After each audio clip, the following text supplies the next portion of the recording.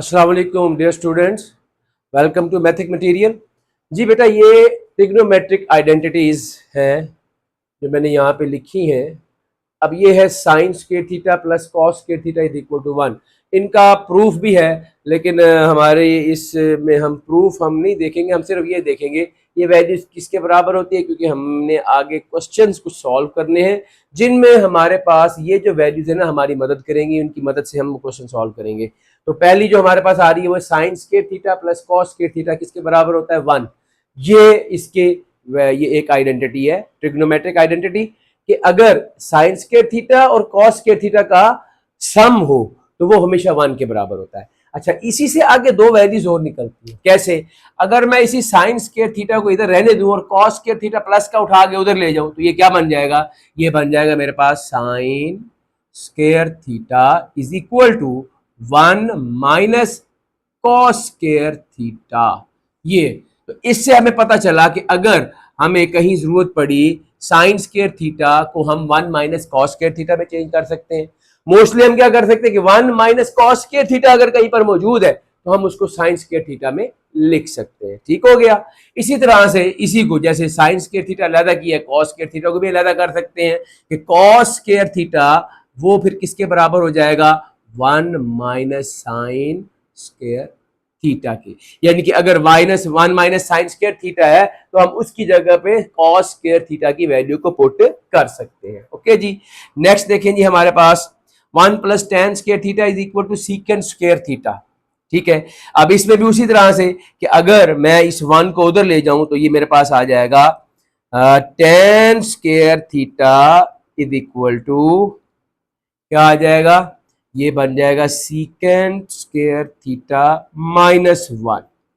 और इसी तरह से अगर टेन उधर चला जाए तो ये बन जाएगा हमारे पास सीकेंड स्क्वायर थीटा, इनके 1 इधर ही रहेगा, 1 is equal to secant square theta minus tan square theta.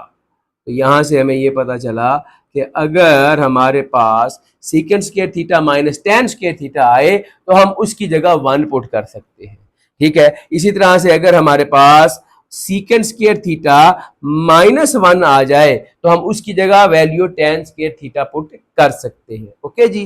फिर इसी तरह से 1 plus cos square theta is equal to cosecant square theta है, तो फिर देखें जी 1 किसके बराबर हो जाएगा?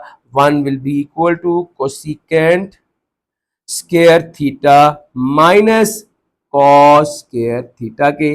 और इसी तरह से कॉस स्क्वायर थीटा जो है वो बराबर हो जाएगा कॉसिकेंड स्क्वायर थीटा माइनस 1 के। ठीक है जी। तो ये हमारे पास टोटल मिलाकर अब देखें तो 9 ट्रिग्नोमेट्रिक आइडेंटिटीज बनती हैं जो हम मुख्तलिफ क्वेश्चंस के अंदर सॉल्व करने में यूज कर सकते हैं। ठीक है जी।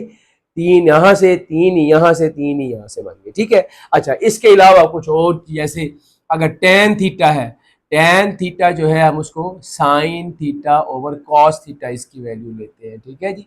ये फिर इसी तरह से टेन का रेसिप्रोकल होता है कॉट थीटा। कॉट थीटा जो होता है ना वो टेन का रेसिप्रोकल होता है, तो टेन का रेसिप्रोकल है तो ये भी रेसिप्रोकल हो जाएगा, यानी कि ये हो जाएगा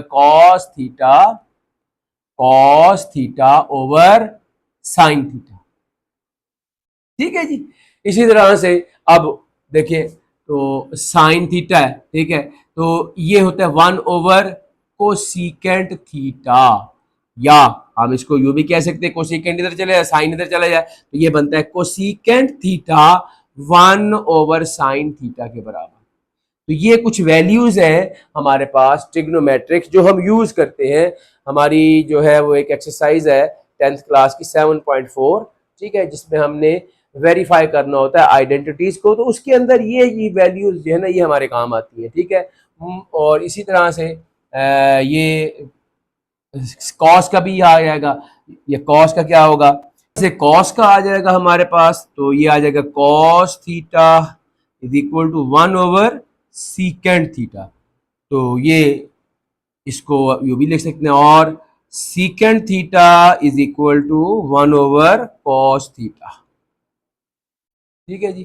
फिर इसी तरह से टेन थीटा है, तो tan theta is equal to 1 over cot theta.